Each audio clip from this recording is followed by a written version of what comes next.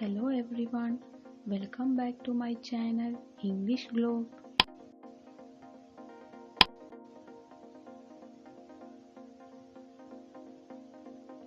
Let's recap the types of pronoun. Personal pronoun, possessive pronoun, reflexive pronoun, reciprocal pronoun, relative pronoun, demonstrative pronoun, interrogative pronoun, and indefinite pronoun.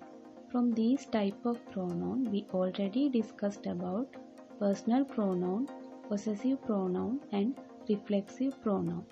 Those who haven't watched those videos, I will give the link in the description box. Please watch those videos. In today's lesson, we are focused on reciprocal pronoun. Let's get started.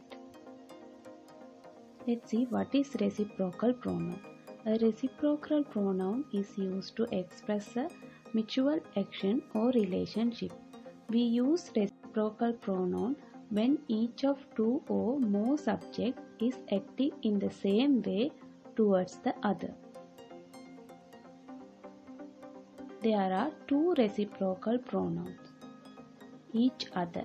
It is used when there are two persons or things perform the same action to each other.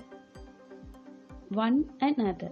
When there are more than two persons or things performs the same action to each other. Let's see some example for each other. Amy and John helped each other. In this, there are two persons involved in the same action. Next, Alex and Julie are texting each other. Tom and Angel met each other at work. In this, there are two persons are involving in the same action. Peter and Mary love each other. Let's see some example for one another. Team members must cooperate with one another on this project. The boys are fighting one another. Friends shared their lunch with one another. The children are laughing at one another. They were all blaming one another. Let's try this activity and comment your answers below.